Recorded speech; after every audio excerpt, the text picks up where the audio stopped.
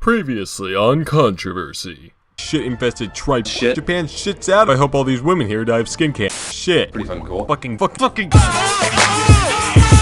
Shit, fucking progress. Plot convenience. Oh. Shit. And now, more stupid shit. What the hell is that thing doing there? Dude, don't ask me. I know just as much as you do. Weird. But regardless, this is not what I wanted. And why is that an issue? Well, what do you expect me to do with it? Take it out for a nice dinner, buy it some flowers, and, maybe make a video about the fucking thing? Man, that train left the station a long time ago, so don't even— Look, alright, it's gonna take a while to find this thing. 2 months ago, and we all know the people who made it aren't gonna help because they're too busy focusing on their own social media status to do anything as strenuous as, give out a possible release date. Or, just say nothing about it, then lose a small amount of traction you gained so far so that when it does come out, no one knows about it. That's what good game developers do. Where did that come from? Well, I'm not the one who writes the script, so... Alright, I see your point. I'll do this thing instead. In the meantime, keep searching for that damn game. I got a tip a little while ago that says it might be in the Himalayas. How am I supposed to get there? I'm in a submarine 30 feet below the Nile. Well, maybe your submarine can grow wings and fly you high into the sky like a little birdie. I don't care how you get there, just get there and find me that game! Grow wings? Worth a shot. Today's game is Mighty Number 9, and it caused controversy.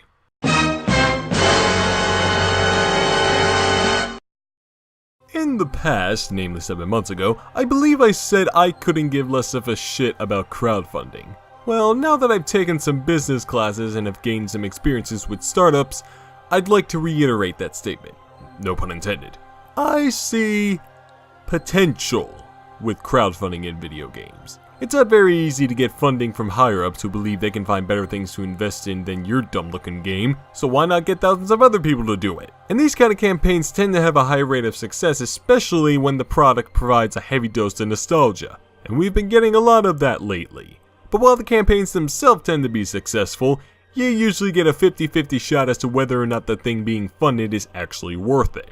Such is the case with Mighty Number 9. Yeah, it's been more than a month, all the jokes have been exhausted, yada yada yada. Please refer to this section of the hatred episode. Thank you. Speaking of that video, we're doing things in a similar fashion today. We'll be reviewing both Mighty Number 9's long history and Mighty Number 9 itself. So it's finally time to brush off the dust and put on the pretentious gaming critic hat while dishing out some quick thoughts on this game.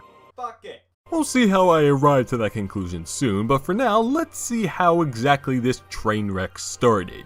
In the late summer of 2013, Kenji Inafune and his team over at Concept announced the game for PC at the Penny Arcade Expo. They titled it as the spiritual successor to the series he's most known for, Mega Man. The Kickstarter launched for it set a goal for $900,000 within 30 days, and it had multiple stretch goals for versions of pretty much every console and handheld on the market, and various other things like different modes and even soundtrack options. Hell, if the fans wanted to, they could donate 10 grand and get themselves a nice little dinner with Kenji and friends in Tokyo. There was a tiny catch to that though. Yeah, in my opinion, this was the first red flag.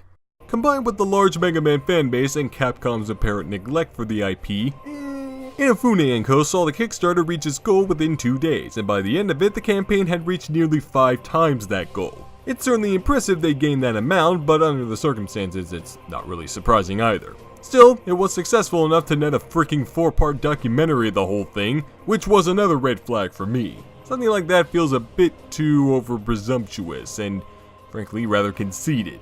Whatever the case, things started off quite smoothly, and the game looked to be on track for its spring 2015. Sorry, it's kinda hard to keep under control when I say that.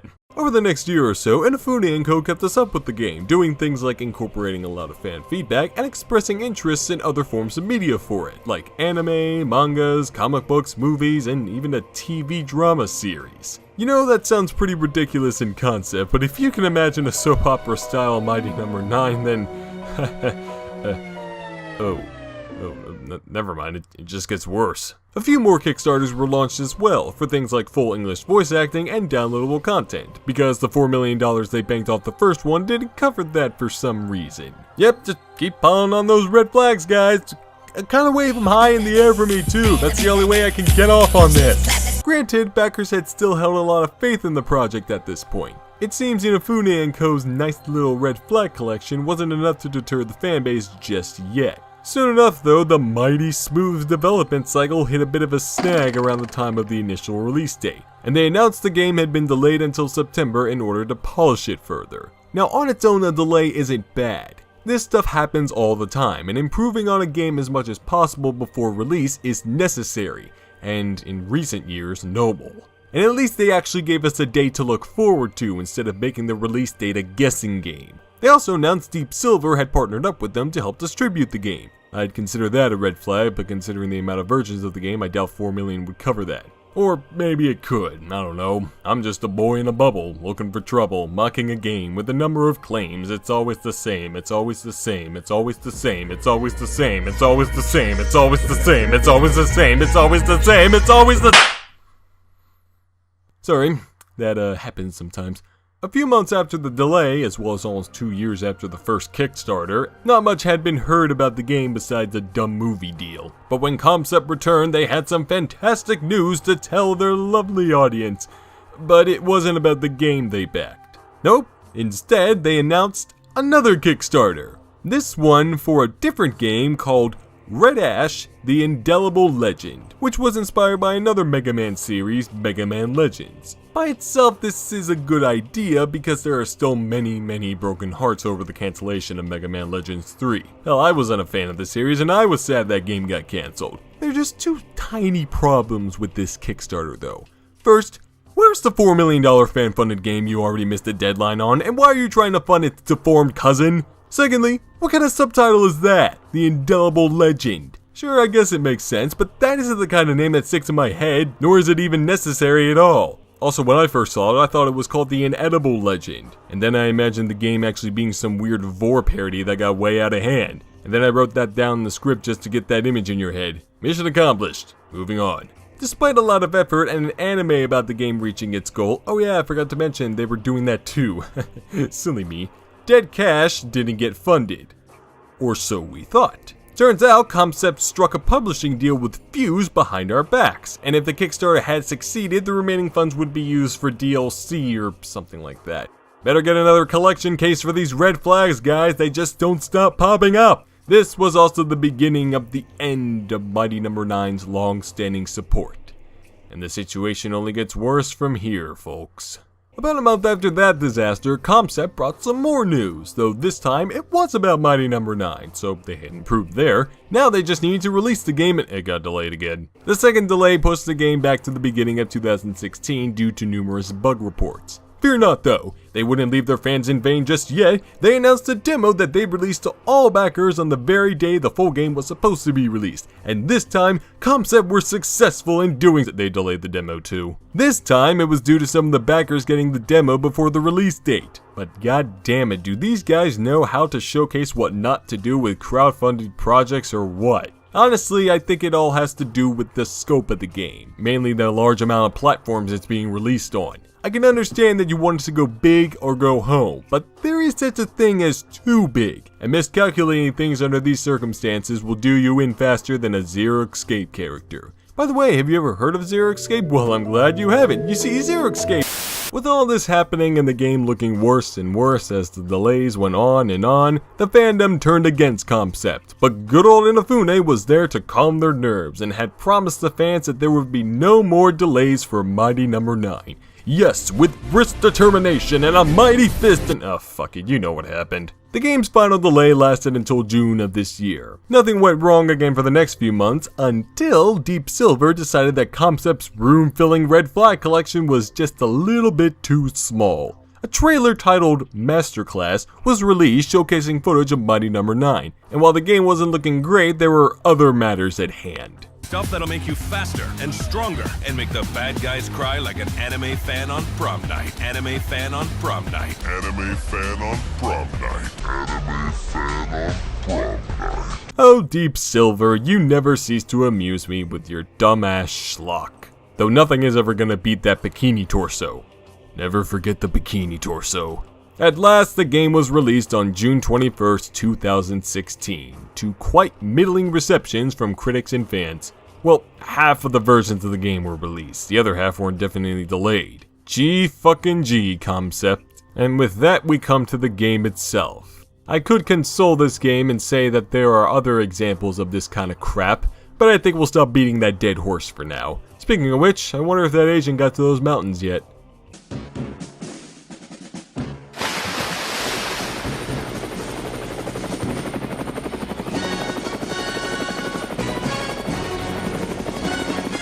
Oh man, who knew this thing could double as a helicopter?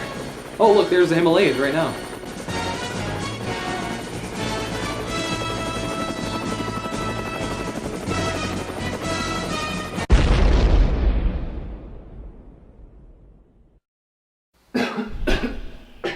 Oh my god. Okay, note to self, never buy stuff off the black market. Good thing my suit's heated. Alright, let's try to lure this game out.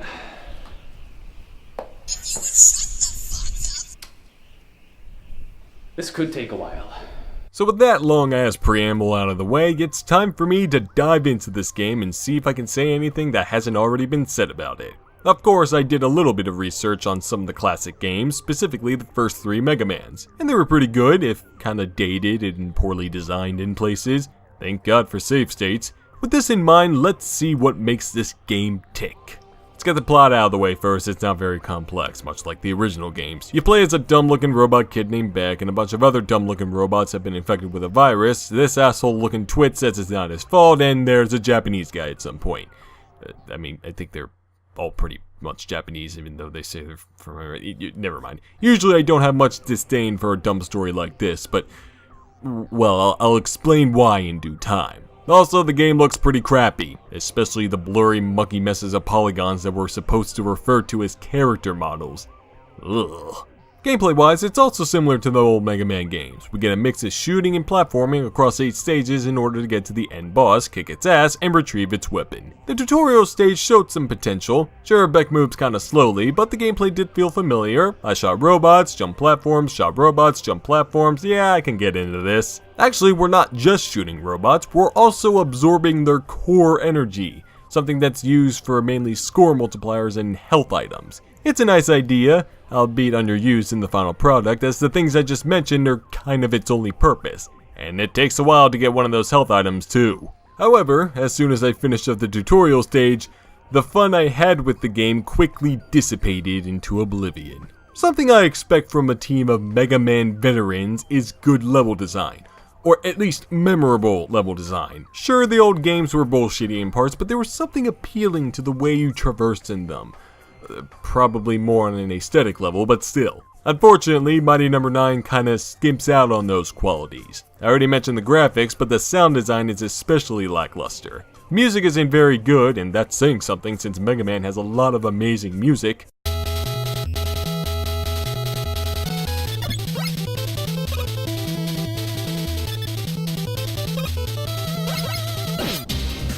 System ready? Go! And the other issue I have is still on the back burner for at least a few more minutes. But oh my god, the level design is trash. Half the time it's incredibly bland and surprisingly basic too. There's nothing special about it and it never reaches any higher than that. The other half of the time it's just frustrating and irritatingly cluttered. Want a good example? Well, I'll be glad to show you. Let's go to the very first level. Yes, the very first level. So there are 3 specific hazards you have to deal with. One is a group of background enemies shooting out fireballs that are pretty easy to run into, and with no way of attacking these enemies, you have no choice but to avoid them. 2 being these fall-through platforms that send you into the lonely abyss if you're not careful, and 3 a goddamn cooling tower phasing through the floor, insta-killing you if you so much as brush your fingers against it. And to finish out this level, Concept does a rational approach and combines all 3. This is not fun! Speaking of insta-kill, remember spikes? Remember how annoying that shit was? Well, they're back. Oh, they're back. They're just as bad as they were in the old games, as if they weren't bad, and the only difference now is that they made it flashier and pink. I don't know why, but maybe they thought if you died from one of these things, they'd look fabulous. Oh, I should also mention more relics from the past this game contains. We got ourselves some lovely health meters, some lovely backlash, and lives. We have lives. And losing all those lives, regardless of progress, forces you back to the beginning of the level. You know, most of the time things like this don't hamper the gameplay, even though they rarely add anything positive. But in a game with this much bullshit implemented into its very being, all I can say is this stuff should have stayed in the past. And then we have the bosses. As with the old games, once again, it all amounts to shoot them until they explode, or in this case, until they snap out of it. However, that whole absorbing mechanic comes into play here too, and maybe you'd think Concept would come up with a novel way to utilize that. And they did, but in the worst possible way. Now, instead of just running the boss's health out, you have to chip away at the boss until they get all sparkly and then absorb them in order to keep their health meter where it's at. And the longer you take absorbing them, the more health they regain. It's a somewhat unique idea, but in this case just ends up being a chore to handle. Especially with this bastard and her frozen things which take far too long to break out of. My god, you gotta mash that controller to hell if you want to escape that in time. Doesn't help that she's also annoying as fuck either. Well, nice to see you, Beck. Shut the fuck up. I know that was you. I ain't even gotta look. And now we can put the final nail in the coffin. The voice acting.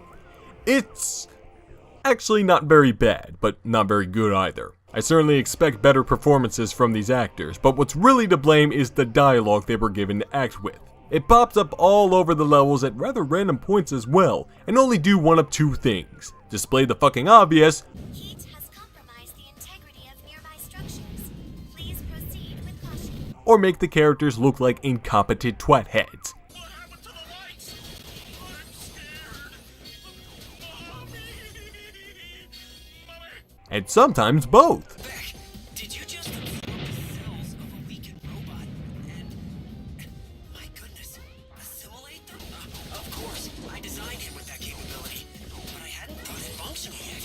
Shut the fuck up. I know that was you. I ain't even gotta look. I could tolerate this if it was just that, but it somehow negatively affects gameplay at points too. During this fight, the boss uses audio cues to indicate what attack he'll perform, but halfway through, the fucking scientist interrupts the fight and cuts out the boss's dialogue, giving you a 50-50 chance of either avoiding the insta-kill attack he has on hand or getting your ass chafed. The only saving grace is that you can pause the game right as the dialogue starts, go to the options, exit out of all that, and skip it completely. Or just mute the volume altogether and stick on some Alice in Chains, like I did.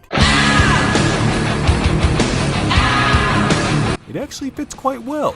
If you couldn't tell from the small amount of footage I've shown, I didn't make it very far into this thing before I got to the fuck it point. But can you really blame me? As much as I wanted to really delve into this game, I don't think it's necessary to play this whole thing in order to know just what makes it so bad. Honestly, I wish I could say anything positive about this game, but I just couldn't find anything. All the potential the game had vanished into thin air really quickly, and what we ended up getting was a functional, but frustrating Mega Man knockoff. And the only way I'll ever return to it is if I do it for charity, or if I'm trapped on an island. Even then, I probably still won't do it. Perhaps if you can deal with all the bullshit this game has, then it's a decent time waster, but I've got better things to do than to continue to indulge in this shit. And if I disappointed you in saying that, then I apologize, but I have my limits. Also, why are the credits as long as the actual game? Much of the game's aftermath is quite obvious, as I already mentioned the reception of it and whatnot. But if you think that we're done here, then let me top this off in spectacular fashion. The day the game was released, Inafune and his translator, Ben Judd, did a little live stream of the game, commenting on the past few years of development and the hassles that Inafune and co went through. At one point, Mr. Judd offers his thoughts to the whole controversy, and at the end of the day, even if it's not perfect, it's better than nothing. Better than nothing, huh, Mr. Judd? Is that what you said when the Bionic Commando reboot flopped too? Better than nothing? I'm not convinced is what I'm saying, and neither were the tens of thousands of gamers who funded what's apparently better than nothing. Besides this, not much has happened since. Still, there's a lot more that could happen, what with all the potential merchandise Concept has planned for it, as well as Red Ash, which is coming out next year. Depending on how things go, there could be a part 2. Much like how there will be a part 2 as soon as a certain lawsuit fizzles out. But with all that, maybe the game might still sell well. That's not good. To summarize, Mighty Number 9 was a train wreck. The actual game itself is a bland, frustrating, annoying time waster that destroyed any potential it had within minutes of playing. The controversy as a whole, however, is an excellent example of how not to handle a crowdfunded game.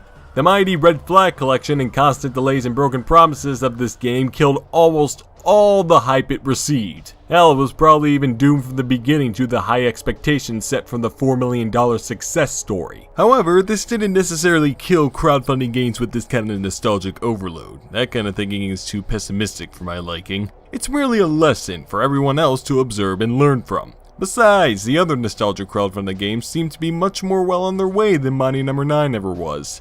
Though whether or not the final product will be worth it, well, we'll just have to wait until next year to find that out. In the meantime, I guarantee this isn't the last time we'll be talking about crowdfunding, seeing as Jane Doe had one itself. Speaking of which, let's check on that agent again and see how he's doing. Alright agent, you finally find that game? Dude, I've been searching all over these mountains. I haven't found a single line of code. Fantastic. Well, now what am I supposed to do? I don't know, what about that 177 game you mentioned? And risk getting more stupid comments about me talking about rape in video games? Actually, no, not yet. Well then, I don't know what to tell you. Jeez, are you sure you haven't found anything? I'm as sure as I was when I burnt that worst of 2011 list. Oh shit, they found me. What? Wait, who found you? Oh, the guys that own the submarine I bought off the black market. Black market? What the hell were you thinking? Well, the thing was like $100 and it came with a free keychain. Like, how can I not get it? Wait, what about finding the game? Well, I can't really do that if I get reduced to sludge, now can I? I gotta go. These guys are toting chain guns and really bad 90s music. Bye.